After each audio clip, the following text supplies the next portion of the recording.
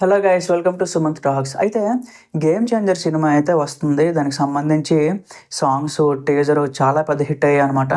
అయితే ఇప్పుడు న్యూట్రల్ ఆడియన్స్‌లో ఒక డౌట్ అయితే ఉందనమాట. ఏంటి అంటే ఇప్పుడు రెగ్యులర్‌గా ఉండే ఫ్యాన్స్ కాదు, న్యూట్రల్ ఆడియన్స్ అంటే వేరే వేరే హీరో ఫ్యాన్స్, అలాగే ఇప్పుడు నార్మల్‌గా సినిమా లవర్స్‌లో ఒక డౌట్ అయితే ఉందనమాట. ఏంటి అంటే ఇప్పుడు తీసుకుంటున్న ఈ పొలిటికల్ కాన్సెప్ట్ చాలా సంవత్సరాల నుంచి రిపీట్ అవుతూ వస్తుంది కదా!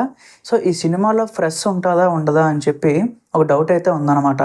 ఎందుకు అంటే ఇప్పుడు మనం చాలా సినిమాలు ఫర్ ఎగ్జాంపుల్ ఒక లాస్ట్ 10 సంవత్సరాల్లో చూసుకుంటే 'అదిరింది' చూసుకున్నాం. అలాగే 'ఠాగూర్' ఒకటి. కొన్ని సినిమాలు ఓన్లీ లంచం అనే కాన్సెప్ట్ మీద డిపెండ్ అయ్యి తీసిన సినిమాలున్నాయన్నమాట. అవి చాలా పెద్ద హిట్‌లయితే అయ్యాయన్నమాట. అలాంటి కాన్సెప్టే మళ్ళీ తీసుకొస్తే హిట్ అవుతదా? లేదా? అని చెప్పి కొంచెం అయితే ఒక డౌట్ ఉందన్నమాట. మీకు ఇక్కడ నేను చెప్పేదేంటి అంటే అసలు అలాంటి కాన్సెప్ట్ పరిచయం చేసిందే శంకర్ గారు. అప్పటి వరకు కూడా ఇండియాలో అలాంటి సినిమాలు లంచం మీద కూడా సినిమా తీస్తారా? ఇప్పుడు ఈ రాజకీయాల మీద కూడా సినిమా తీస్తారా? అని చెప్పి ఎవరికీ అంత ఐడియా లేదు. బట్ ఒక డైరెక్టర్ వచ్చి అవన్నీ పరిచయం చేశారు అంటే శంకర్ గారనే చెప్పాలి. ఆయనకి ఇలాంటి సబ్జెక్ట్ మీద చాలా గ్రిప్ ఎక్కువ ఉంటదనమాట. ఇన్‌ఫాక్ట్ 'ఇండియన్ 2'లో కూడా చాలా ఎక్స్‌ప్లోర్ చేశారు ఆయన మనకి. ఒక ఇంట్లో ఎవరైనా తప్పు చేస్తే, ఒక ఇంట్లో లంచం తీసుకుంటే దాన్ని ఎలా తగ్గించాలి? యాజ్ ఎ ఫ్యామిలీ మెంబర్‌గా అది మన బాధ్యత అని చెప్పి ఒక మంచి మెసేజ్ అయితే 'ఇండియన్ 2'లో ఇచ్చారు. బట్ అది మిగతా రీజన్స్ వల్ల అది అంతగా ఎక్కలేదు చాలామందికి.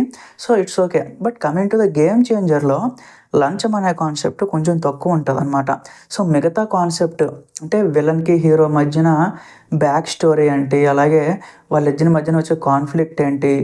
హీరో స్టూడెంట్ ఎపిసోడ్స్ ఇయన్నీ కూడా చాలా ఫ్రెష్ ఎలిమెంట్స్ అయితే ప్లాన్ చేశారు సినిమాలో. ఇప్పటి వరకు మీరు చూసిన రెగ్యులర్ సినిమా లాగైతే అసలు ఉండదు గైస్.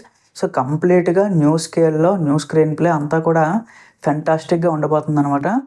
ఇంకొకటి కూడా చెప్తున్నాను మీకు. ఏంటి అంటే ఈ స్టోరీ ఇచ్చింది కార్తీక్ సుబ్బరాజ్ అనమాట. 'జిగర్దండ' మీరు చూసే ఉంటారు. 'మహాన్' ఒకటి చూసే ఉంటారు. 'పేట' ఒకటి. ఇలాంటి ఆల్ టైమ్ హిట్స్ ఇచ్చారనమాట. అయన్నీ సినిమాలు ఒకసారి మీరు చూసినట్లయితే ప్రతి చోట కూడా అంటే ఇప్పటివరకు మనం ఎక్స్‌పీరియన్స్ చేయలేదు అన్నట్టు ఉంటదనమాట. కొత్తదనం ఉంటది. స్క్రీన్ ప్లే బావుంటది. ప్రతి ఎలిమెంట్ కూడా బాగా అరేంజ్ చేస్తారు ఆయన స్టోరీలో. అలాంటి స్టోరీ మేకర్ ఒక స్టోరీ తీసుకొచ్చి శంకర్ గారికి ఇచ్చారు అంటే ఖచ్చితంగా ఆ స్టోరీ ఎగ్జిక్యూషన్ అనేది బావుంటదనమాట. ఈవెన్ కార్తీక్ సుబ్బరాజ్ ఆయన కూడా చాలా సార్లు చెప్పారనమాట. ఈ స్టోరీ నేనైతే హ్యాండిల్ చేయలేను. ఇది చాలా పెద్ద స్టోరీ. శంకర్ గారు మాత్రమే హ్యాండిల్ చేయగలరు అని చెప్పి. మనం ఇంక అక్కడే నమ్మకాలు పెట్టుకోవచ్చనమాట. సినిమాకి సంబంధించి ప్రతి అప్డేట్ నేను పోస్ట్ చేస్తూ ఉంటాను గైస్. మీరు నా ఛానల్ సబ్స్క్రైబ్ చేసుకొని ఫాలో చేయండి. Thank you.